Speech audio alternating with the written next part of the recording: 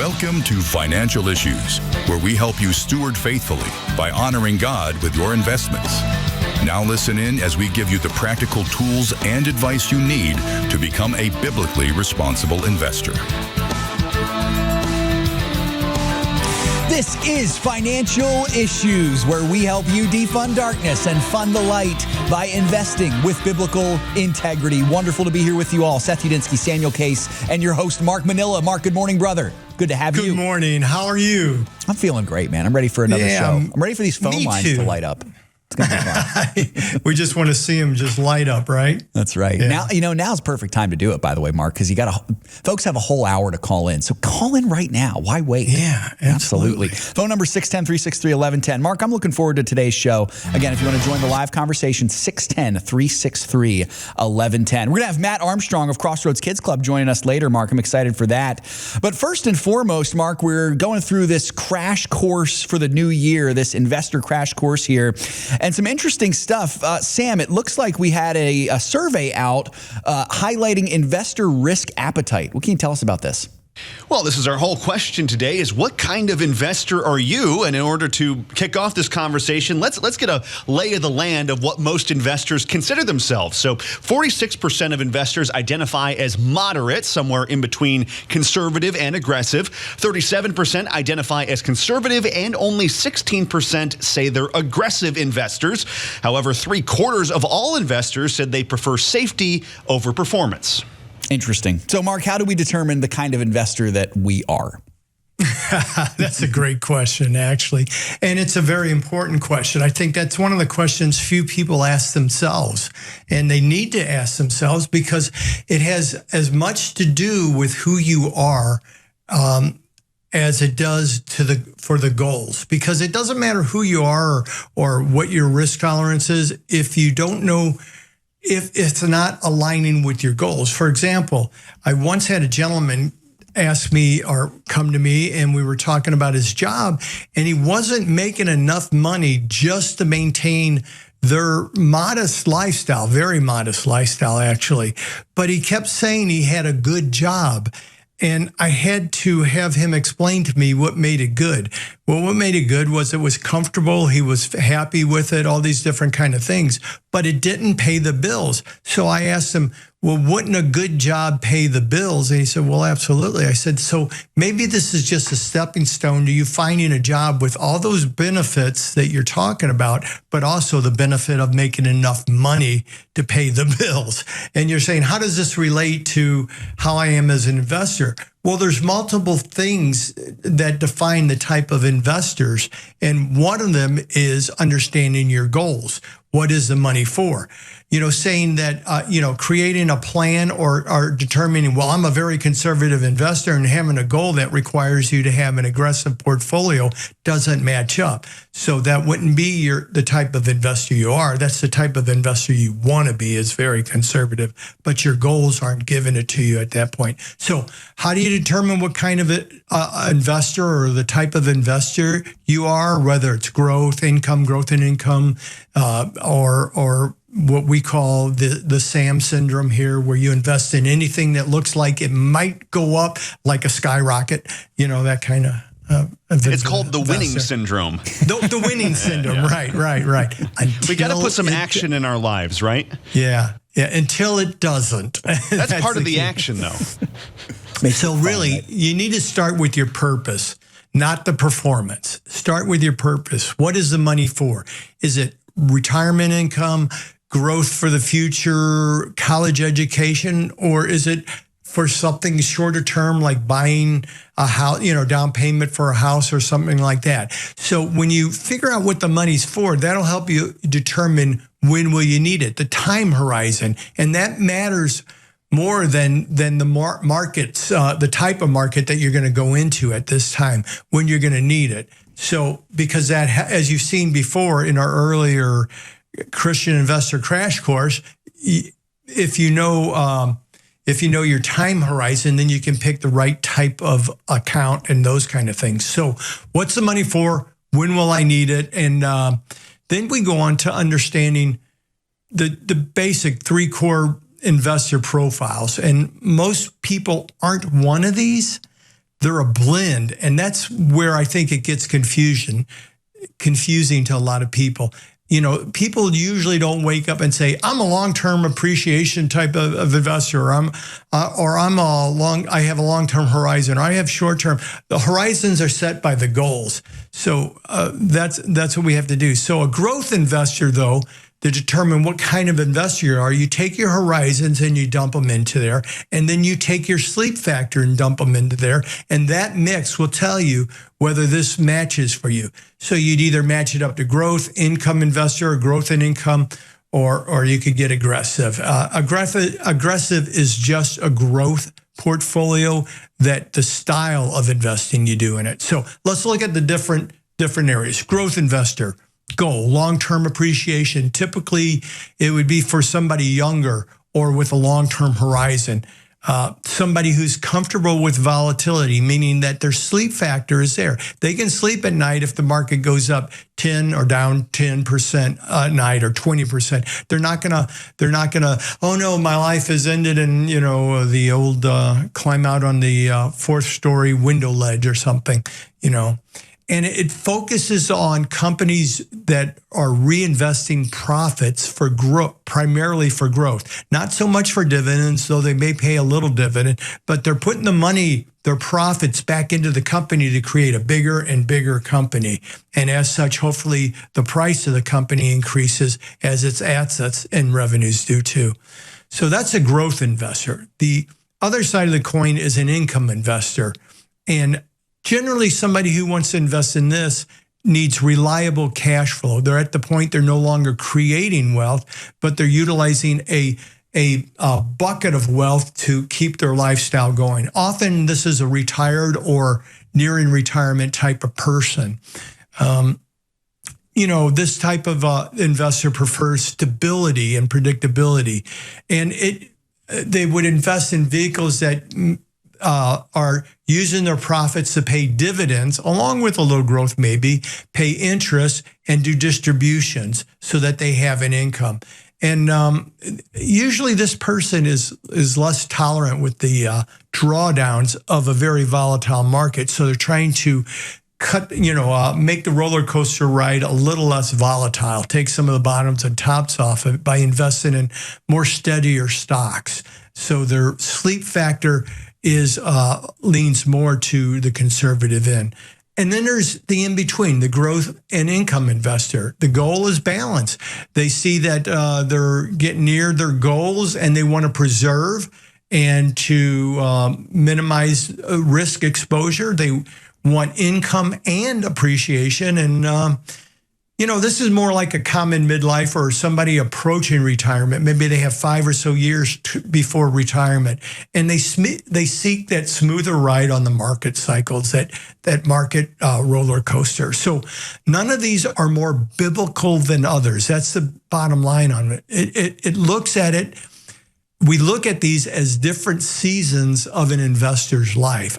I hope that makes sense to you. So this is where we come back to the sleep factor again. Be honest about your emotional risk tolerance. This is where many investors get tripped up. Ask yourself, and one way to do that is to just ask yourself, how did I feel during the last market downturn? Did it interrupt my sleep? Did it cause me some anxiety? Did it cause me to be concerned about my future? Was I tempted to panic sell or to panic buy? If volatility causes anxiety, your portfolio may be mismatched. That may be the one thing you're missing. Sometimes it's not prudence, and sometimes it's not greed or pride that's causing the anxiety. Sometimes it's because God might be talking to you and saying, "Hey, let's review your portfolio and get it in a little better shape for the season of your life that you're in." Peace is such an important factor in everything. If you're not finding peace in your investments, something is off. And it could be as extreme as God doesn't want you to invest in, but most likely it's more that you don't have your portfolio aligned with where God wants you right now and the season that you're in. That's why we have multiple asset allocation models for you. So match your investor type to your cash flow reality. That's really important. Do I need this portfolio to pay me now or later? And that will help you get closer to the income or the growth portfolio. Bottom line, 4 diagnostic questions every investor must answer. What is this money for? Retirement, giving, legacy, so on. When will I need it? Time horizon. How do I respond emotionally to market decline? And do I need this portfolio to produce income today?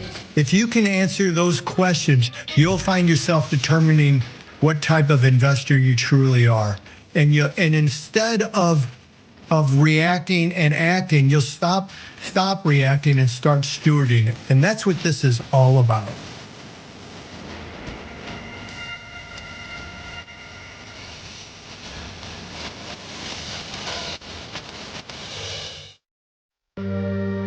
My wife and I, we moved into this neighborhood. We had some experience with Crossroads Kids Club. We had served at another club. We kind of thought to ourselves, like, it would be really, really cool for us to actually bring in a club that was able to share the love of Jesus with kids directly into the school. And so we started our Crossroads at Hilltop. Crossroads is amazing. You can learn all kinds of things about God. That He loves all of us. He died on the cross to pay for our sins. That He will help me in every way. There is just such tremendous opportunity to reach kids in some of these areas that just aren't being reached. Sometimes I pray every night. When I feel alone sometimes, God is right there sitting next to me. I can rely on Him no matter what happens. Help reach kids with the hope of the gospel. Visit reachOurschools.com. I will end the government policy of trying to socially engineer race and gender. Diversity, equity, inclusion. Hiring on the basis of race and gender. You don't see the problem here? What was once a widely practiced program is now being abandoned at an incredible rate. We will forge a society that is colorblind and merit-based. Companies are making big changes. Money talks, so why not have it advocate for what you believe in? Get started today at financialissues.org. My baby was like this big, and I saw his heart beating on the screen. I went from, I don't want this baby, to talking to my child on the screen. That sonogram changed my life. I went from just Candace to Mom. To find out how you can support the life-saving mission of Preborn, go to preborn.com/FISM. Baby.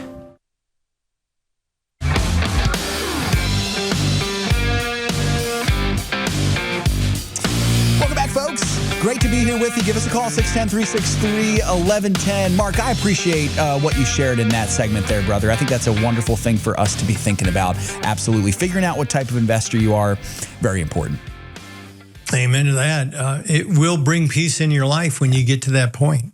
When you dump all those in the pot, stir it up a little bit, and then realize, okay, this makes sense. A peace falls over you. Absolutely. Really is, Mark. Hey, today's show, folks, brought to you in part by our friends at Crossroads Kids Club. Mark, I'll let you take it away from here because I think we have a guest from Crossroads Kids Club, if I'm not mistaken. Very important guest. Matt, welcome to the show. Hi, Mark. Good to be with you again.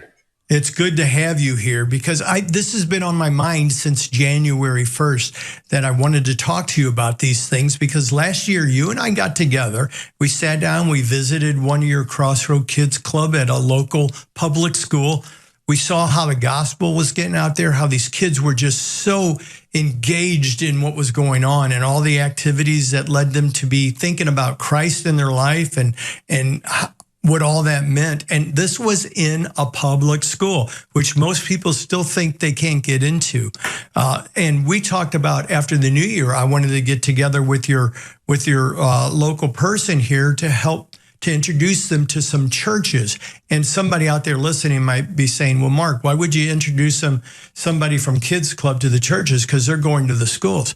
Because that's what we want to talk about is why the church is so important in this. So why don't you give us that overview of why it's important that the local church be present in public schools today?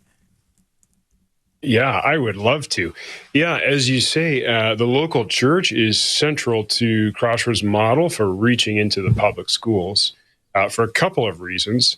One, theologically, I believe the church is the hope of the world. Jesus said he would establish his church, and the gates of hell will not prevail against it. Number two, the local church is not a life stage ministry. It's the people, the family of God. And so if we just focused on elementary school kids, when they grow up, how do they keep following Christ? Who disciples them, right? So we want them to plug into local churches. And then number three, there's a strong business case for doing so, because across the nation, the ratio of churches to schools is about 3 to 1. So I haven't learned how to clone myself or be in multiple places. To hire staff to be in all these schools would be really overwhelming. But if we can mobilize local churches, then we have the opportunity to really see this thing expand and reach many, many more kids. Right. And for churches, though, what's the benefit of partnering with you to get into the schools? I mean, a church, most churches that I know of, there's people that they're working very hard to just keep things rolling, everything going. So why would they bring this into the mix? How does that help them with their mission and their mix? Yeah, I'm so glad you asked that. Especially, so a couple of things. First of all, children are the most responsive group to the gospel message. Yes. And they're the future.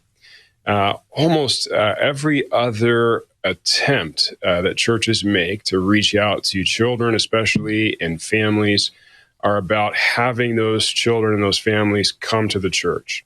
We're going to have an Easter egg hunt. We're going to have a trunk or treat, often event-based, right? And so what Crossroads offers them is a paradigm shift of let's not wait for them to come. Let's not hope that they come. No, we can go right where they are. We can flip that script and go onto their turf and their territory and meet them right there. And that's just a huge opportunity when we can do that. Absolutely. Another aspect is a lot of churches, when you say it's 3 to 1 churches for public schools, a lot of those churches are very small and they have very small budgets. So what does this cost the church to get involved with you to help them outreach to a public school?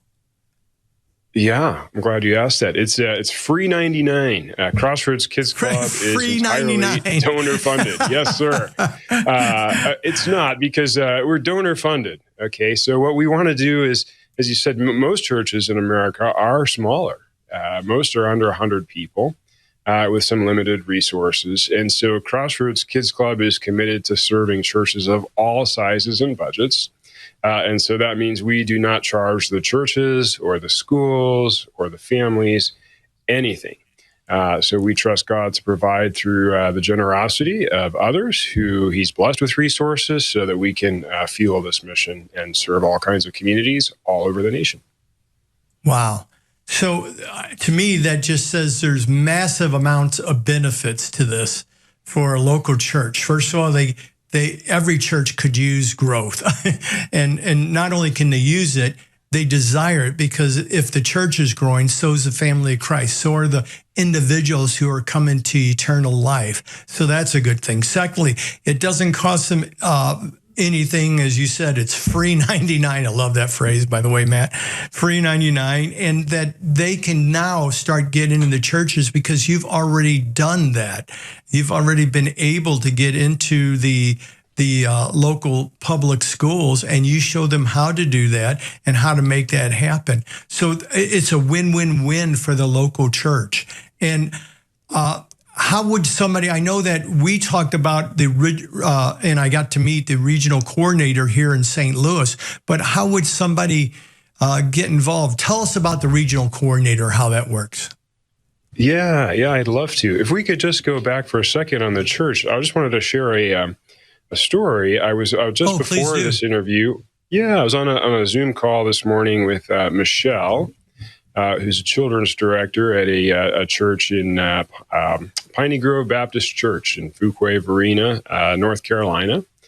And their church partnered up with Crossroads 3 years ago. So Right now, it's over 10% of their church. Over 50 people are volunteering in the school that they're serving. And she was telling me about, she said over 25 kids have been coming to church. Over 15 kids have been baptized in their church through this. Parents, she was talking about, they kind of come at first, they drop the kids off at church, but they're hanging around the periphery, and now they're starting to come in as well. And just the impact this church was having. This was just things you were sharing with me this morning, right? So when we talk about why would a church want to do this? Because it's fruitful ministry, because it's kingdom impact, right? She was telling me, this was fun too, she said, the leaders from the church are so encouraged. They'll be out grocery shopping and they'll bump into a kid from their small group in the store, and, oh, look, there's Mr. Mark, and just the joy that brings to those leaders and serving, is, it's just been a real blessing. So, but you asked about the regional model. So while our end game is to reach these kids by mobilizing local church volunteers, one of the key things that Crossroads does is we deploy part-time staff members that we call regional coordinators in cities and areas around the country. And so what that regional coordinator does is three things. They have a focus on growth. So they're trying to recruit new church partners, open up doors to new schools, and connect those dots. They have a focus on health. They want to make sure the clubs in their region are strong and healthy and effective. And then they have a focus on development. So they are looking to raise up a base of local financial support. So when I said free 99, obviously it costs something. And so it's donor funded. And so as we go into a region, we'll send somebody out, raise somebody up in that region. And essentially they're a missionary who builds support and builds a ministry in that region. And so that's the model. And that's an incredible model. It seems like it's functioning. What areas are you focusing? What I want to do, let's take a second and talk to our partners, our listeners, our watchers. If you'd like to see, if they would like to see their church get involved with Crossroads Kids Clubs, how would they do that? Yeah, well, we would love to talk to you about that. I think that the first step would be just to schedule a personal consultation. And you could do that. You could send me an email, matt.armstrong@crossroadskidsclub.com, and I'll get you scheduled with somebody to talk about that. I say that because every school, every district, every church, every community around this country is different. And so one of the things that Crossroads provides is this specialized knowledge. How do we contextualize in your community and in your city? But we would love to have those conversations and help you get started.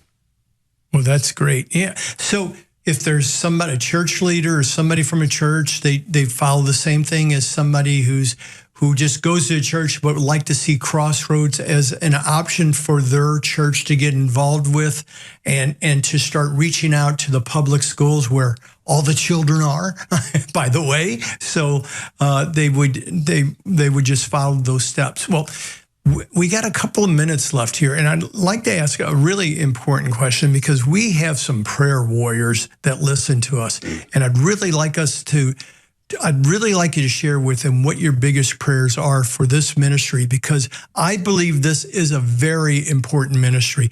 The gospel going out to the public schools and doing so in a way like I saw where everybody was involved. It seemed like the church people loved it. It seemed like the school people loved it. It just seemed like everybody was loving it and the kids were really embracing it. What prayers do you have that we could pray for you? Yeah, thank you so much for asking that. And I would love to share that with you. I want to just share one quick story, though, on that last point, if I could. There was a financial issues listener, Scott, in Boise, Idaho, who connected with us last year because he wanted to see a club start in his community. And so he did reach out. We had several conversations. He got an opening in the school, and now we're looking for that church partner to get it started. But even more exciting was he is at a point where he may be transitioning in his career and had interest in becoming a regional coordinator for us. That is really cool. So yeah, there could be some others listening today, and you might be the next Scott, where we can start talking, and who knows where God will take that. But I just wanted to share that as some fruit that's come out of our partnership here. But how we can pray, this is a spiritual work. We need the Lord to go before us, to protect us, open doors. There are new clubs launching. This is our second launch season. A second semester starts this week. 2 have launched. Next week, another one. Just strong launches, protection for the leaders, great relationships with schools. Those would be some ongoing things. And then we just onboarded 8 brand new regional coordinator trainees last week, and so pray for those as they're getting started this work. Well, we're going to be praying for those new trainees, and we're also going to be praying that our listeners will start getting involved, and we'll see the growth of Crossroads Kids Clubs grow in abundance. Thank you so much for being with us, Matt. I really appreciate your ministry, and I appreciate you. God bless. And we'll hope to have you on real soon again and hear what's going on.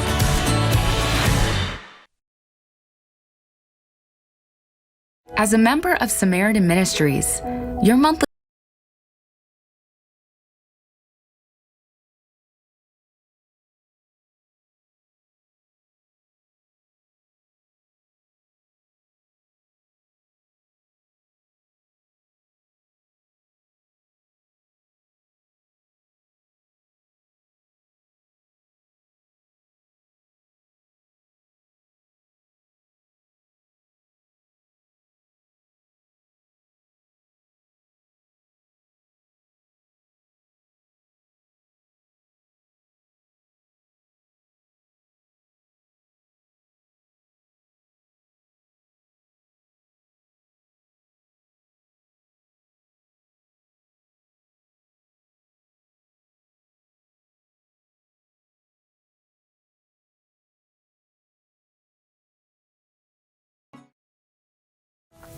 My baby was like this big. He's like this tiny little spectrum of hope and this unnamed beauty, in a sense. It was poetic. And I saw his heart beating on the screen. And I mean, I went from, I don't want this baby, it's just a fetus, it's just cells put together, to talking to my child on the screen, and feeling really protective and knowing that there's life growing inside. I mean, that sonogram changed my life. I went from just Candace to mom. I'm a mom.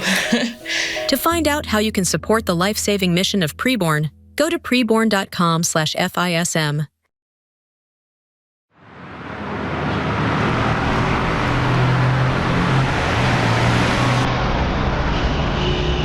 Navigating through investment options can be challenging, especially when you're determined to uphold your God-given values.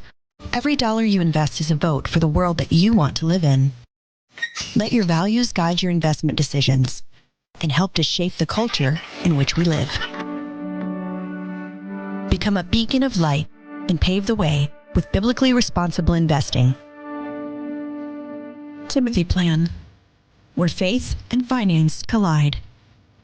Before investing, carefully consider the fund's investment objectives, risks, charges, and expenses of the investment company. This and other important information can be found in the fund's prospectus. To obtain a copy, visit timothyplan.com or call 800-846-7526. Read each prospectus carefully before investing. Investing involves risk, including the potential loss of principal.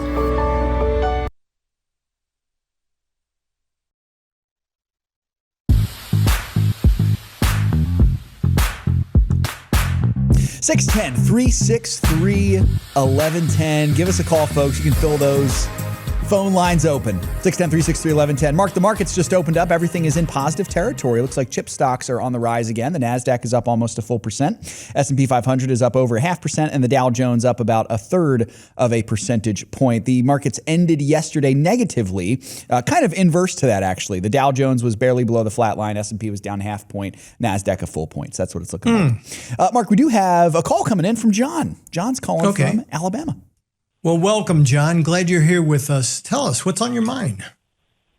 Yeah, I was wanting to make sure I get this cleared up right about what stocks need to be in IRA, BDA, or IRA or a IRA, BDA. Okay, so you mean what kind of investments are best in an IRA? Is that what you're thinking? Yeah, I'm trying to discern, make sure I answer it correctly. No, just because of yesterday, after what you said, it's like, well, I thought that the best thing to be in there was to have the high income producing stocks. Well, high income growth, anything can be in there. What we want to look out for, actually, the best things to have in an IRA are the ones that go up. John, that's the key. Just find the ones that go up and you're good. But along with that, we just want to be watching out for things that could cause problems. Obviously, the IRA, the benefit, or the Roth IRA, the idea of this is you get tax advantage. You're not being With the Roth IRA, you're not being charged tax on any of the growth or any of the income. So both growth and income can work well in a Roth IRA. You maximize those assets within it. In a traditional IRA, you're postponing the taxes to the future. You're not only postponing it, you're compounding it, the taxes for the future. But you do get a tax advantage in some cases by being able to deduct that. But then again, you don't have to pay tax along the way. So that is a benefit for a lot of people, they believe. And in many cases, I think it is too. So growth and income both can go in there.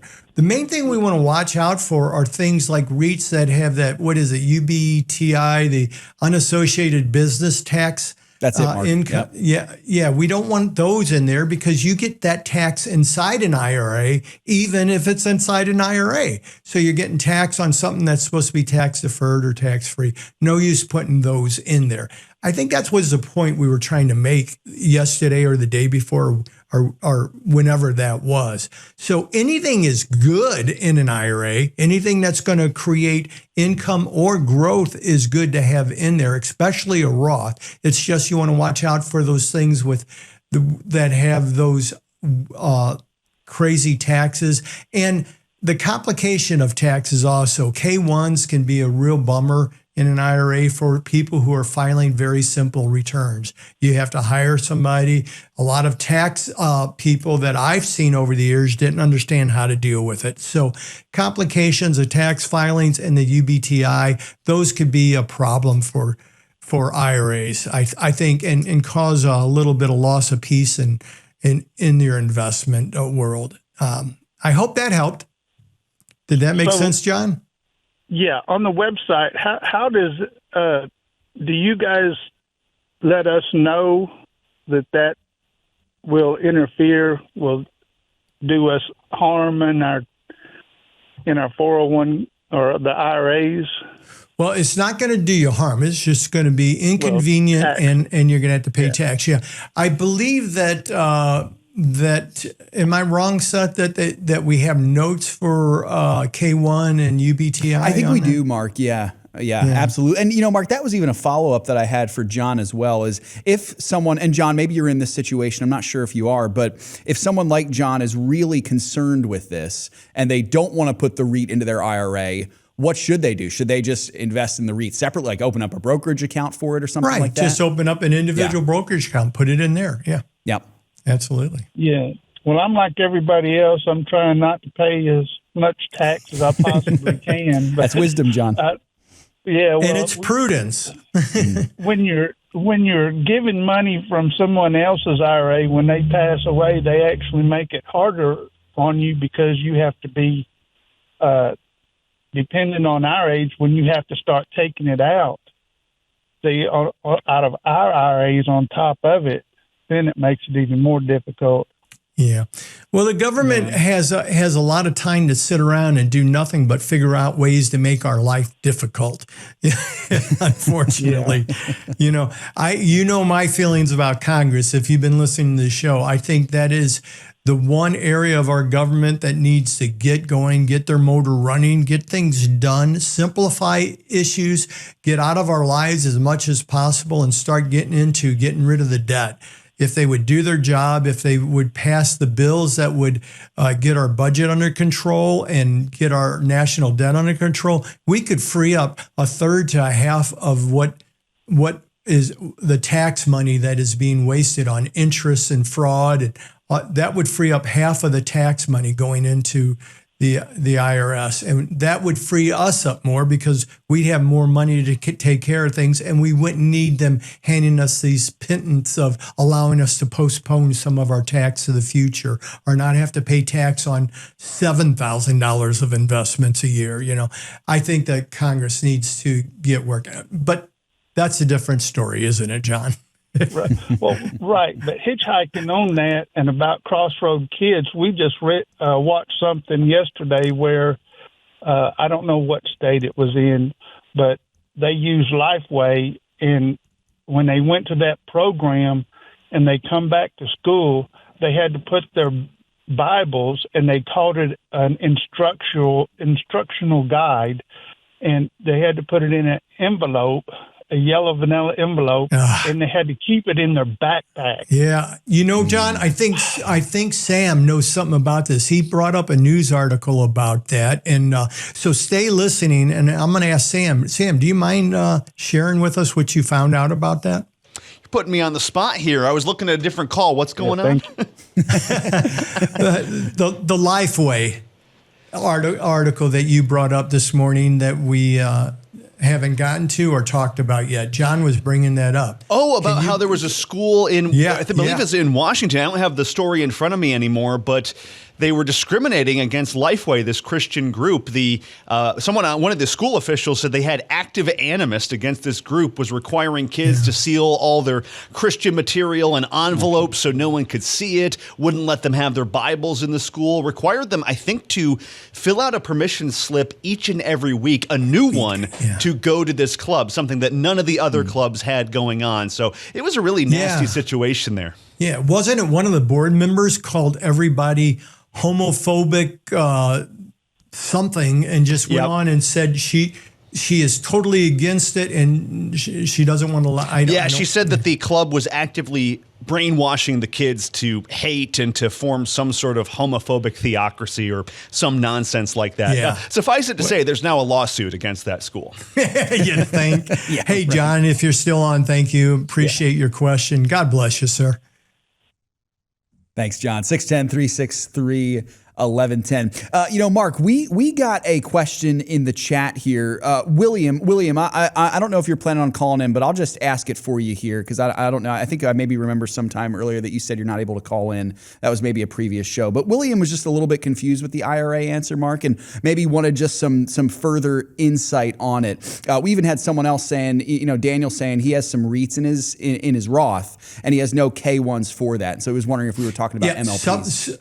No, MLPs and REITs. Both of them can have K1s, but REITs don't always have K1s. It depends on how the structure of that REIT was put together. Was it put together as a partnership? Right. Was it as a C Corp?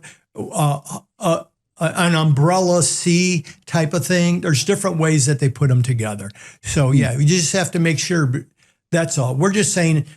We're not saying it's evil, bad, or dumb or anything to put them in there. We're just saying maybe it makes a little more sense just for those things that have high income and high growth in them to be in something that minimizes your taxes and to stay away from those things that complicate it and keep those in your individual account. Absolutely. Mark, I'm glad you brought that up. And folks, I hope that you can remember that as we're talking here. We're getting pretty specific, but there are specific strategies that you can do. A lot of people, listen, Mark, I'm the same way as John too. I would love to not give the government a cent more than they legally require, right? That's wise. Absolutely. It's called being an American, Seth. Yeah, absolutely. It's called being smart, prudent, and obedient. I mean, Jesus said, Render unto Caesar what is Caesar's. He didn't say render unto Caesar's what is Caesar's and whatever else you want, or you just don't want to take the time not to render unto him. I think that we work as unto the Lord in everything we do, and that's our personal finance as well, to maximize them to God's glory, to take those monies he's entrusted to us to manage for our lives and for others in a way that we maximize them. And part of maximizing that is minimizing taxes in a way that honors God. We don't lie, we don't steal, we don't avoid doing what is required of us from a legal perspective. We just do the most that we can to minimize that in a way that honors God. And as such, we get to realize his peace and his joy in our life. That's why we're here, to help you to do that, to realize the most you can and be as intimate with Christ as you can be through your finances. It's well said, Mark. 610-363-1110. If you want to learn more about our ministry, folks, check us out at financialissues.org. You can become a partner today. Go to financialissues.org. More to come on the other side of this break.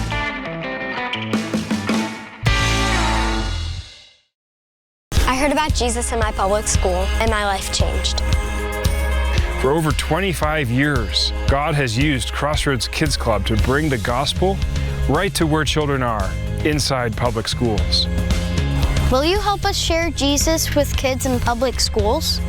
I want more kids to have the same chance that I had. Would you help reach more children by making a gift to Crossroads today? Help reach kids with the hope of the gospel. Visit reachourschools.com.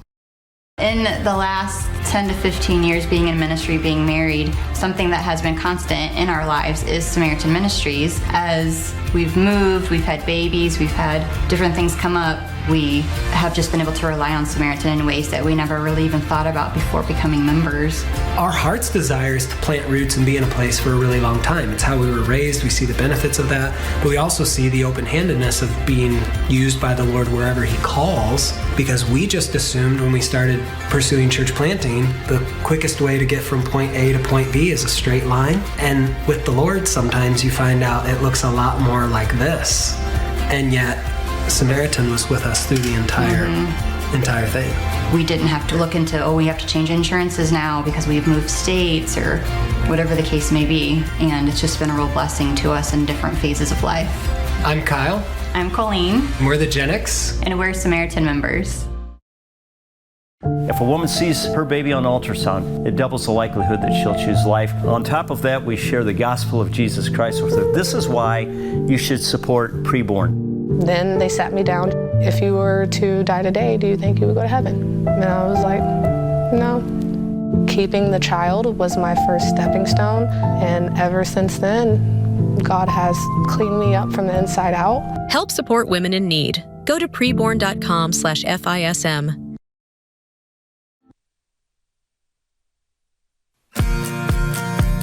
The opinions and recommendations expressed on this program do not necessarily represent the opinions of the station or any of the program sponsors. Additionally, all products or services offered by the program sponsors may not be known by the program. Great to have you joining us today, folks. It's always a pleasure. Hey, by the way, Mark, I forgot to mention this. Tomorrow, we got a surprise for you, folks. Don't miss Friday's show. It's going to be absolutely fun. It's going to be fun. I can't believe we forgot to mention that earlier today. And we can't tell anybody today what it is because I hope it's such a puppy. big surprise. Yeah, you're just gonna have to find out, folks. So tune in for tomorrow's show. Yes, we're doing a campaign for Sam. We're going to have everybody send puppies to Sam. Well, here's the deal, Mark. That's not it. Sam's might be too many. Sam's I'll such take an one. aggressive investor that he's already wealthier than all of us, so he can just buy the puppies himself, he can right? buy it. Yeah. Well, Just the problem be is mindful. not the ability. It's my landlord won't let me have one. There you go. Fair enough. Buy your landlord. Okay. That's right. Well, Mark, we got some calls in here. Let's get to Menda. Menda is calling from Georgia. Welcome, Minda. Hey, glad you're with us. Share with me what you're thinking about. Well, I know you've probably covered this in all of your many conversations about traditional and Roth, so I hope I'm not beating a dead horse. But so my husband says that, you know, if you have a high income now and you do a Roth, you're going to pay heavy tax, a lot more taxes than a traditional And then if you wait till you retire, when your income is less, then a Roth makes more sense. So help me with that. Okay. I know you've talked about this a lot. But Minda, if your income is really high right now, yeah, go ahead. Yeah. Minda, I think your husband's, his ideas and his thoughts are in line with the immediacy of taxes this year and next year. He's looking at it year after year, and that makes sense. You know, if you're in a high income bracket right now, you use your IRA, a traditional IRA, there's a good chance you'll get to deduct that, okay? And that lowers the income tax you pay today. It doesn't make it go away, which is very confusing to some people. What it does is, in a traditional IRA, it sends those taxes. That let's just say it was $1,000 you saved in taxes this year. Well, those taxes are those products that would have created that taxes if they're in your IRA, and you didn't have to pay taxes on it because you contributed it to your IRA. That's what he's talking about, the contributions to your IRA in that year. You contributed to your IRA, it reduces your gross income and thereby reduces your taxes. But that money that went into the IRA is only deferring those taxes to the future. And what he's saying is you're going to be in a lower tax bracket. Now, some people will be in a lower tax bracket, but I would bring up the concept, are they going to be in such a low tax bracket that it makes that big of a difference? Here's the thought. My brother was a head paramedic at St. Louis's ambulance services, Melville Fire Department, it was called here. And he was the chief at one time there. But what he did was he worked 24 hours on, 24 hours off, 24 hours on, 48 hours off. And we were talking about this, and he was trying to fund everything he could to defer his taxes in the future when he was going to be in a lower tax bracket. We looked at his tax bracket, and back then the numbers were different, and I don't remember because this is a long time ago. But then we looked at how much income he would have to have from all sources after he retired to be in a lower tax bracket, and his income would have to go down to a third of what he was making today, okay? And I asked him, when do you spend more money, on the 24 on or 24 off schedule? He said, well, the 24 off. I said, what happens when you're off 24/7 and when you retire? He says, oh, yeah. I said, are you going to spend 1/3 of what you're spending today? He said, absolutely not. We're going to travel, and my wife and I are going to travel. We're going to do things for at least the first 5 or 10 years. We'll be spending just as much. So effectively, he needed as much income then, and if he's pulling it out of his tax deferred accounts, it'll be fully taxable then. So effectively, yeah, by theory, your husband is right, and possibility it could happen that way, but in a lot of cases, deferring your taxes in the future isn't going to save you a lot of taxes, except for today. In the long term, not only do you, that $1,000, if it grows to $10,000, you're going to pay taxes on $10,000 instead of $1,000. So effectively, you're compounding your taxes and deferring them to the future. Do I think it's a bad idea?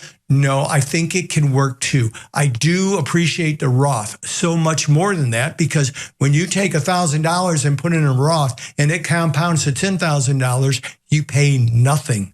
No tax when you take it out in retirement. So that's the theories on that, Minda. I'm not saying your husband is wrong.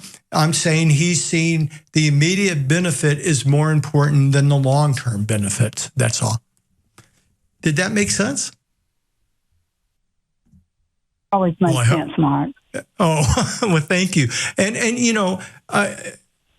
it may be God telling him, take the deduction today, because maybe the future isn't what he's thinking or what I'm thinking it's going to be for him, So you have to be, it's between, the bottom line on all decisions in your finances, it's between you and God. God comes first, you come second. We're just here to help and guide. So we're just throwing these ideas out there for you and your husband to talk about, think about.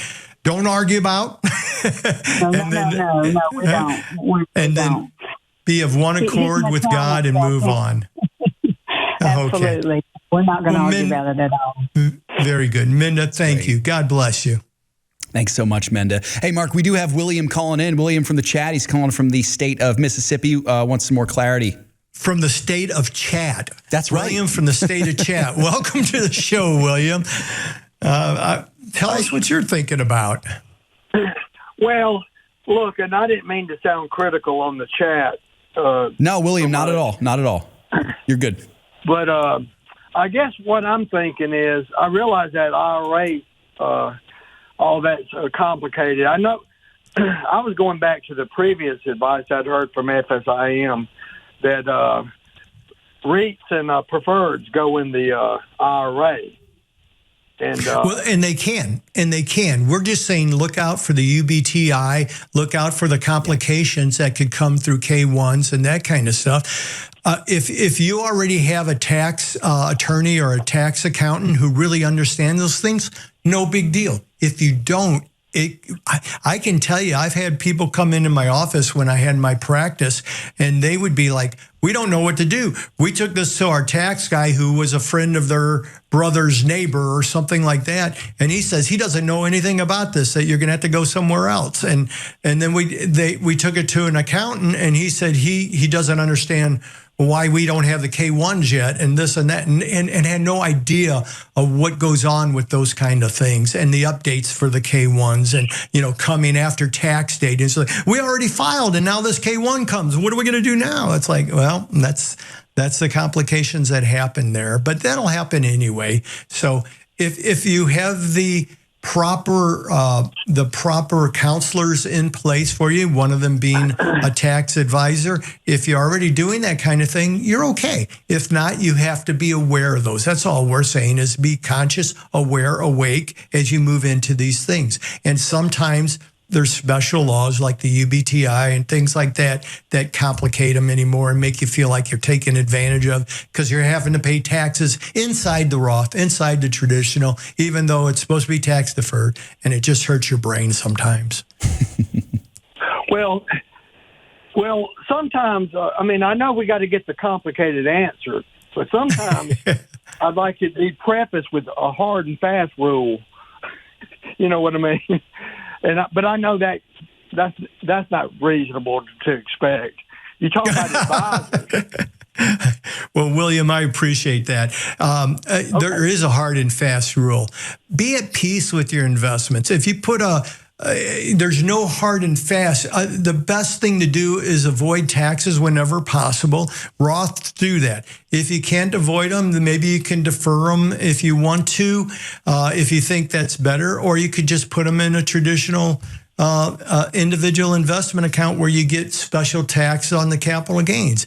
It's not really as complicated as possibly it's sounding. We just want people to be aware of what's going into it. So when they step into it, especially new investors, William, you think about somebody who's just getting into investing and somebody says, oh, you defer all your taxes in the future. And then they're doing a simple return. And then they get these 1099s, these K1s, this notice of UBTI, and their head explodes. And now they got to pay $150 to $700 to have their tax return done on top of that. And maybe it was a small account. And if they would only known about these exceptions to the hard and fast rule, they may not have done that.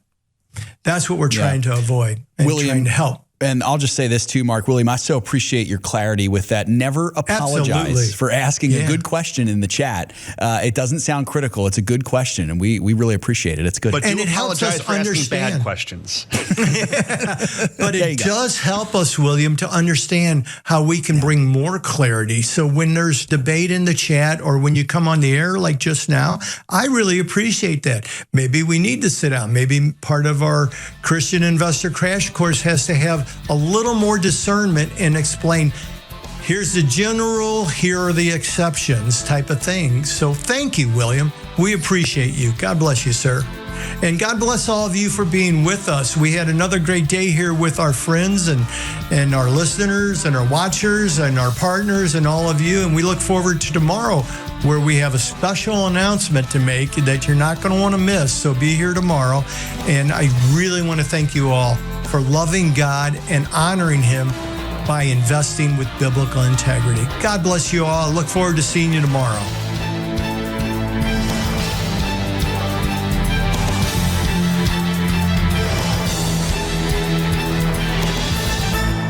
we ever forget that we're one nation under God, then we will be a nation gone under. Thank you for joining us. This has been an FISM production.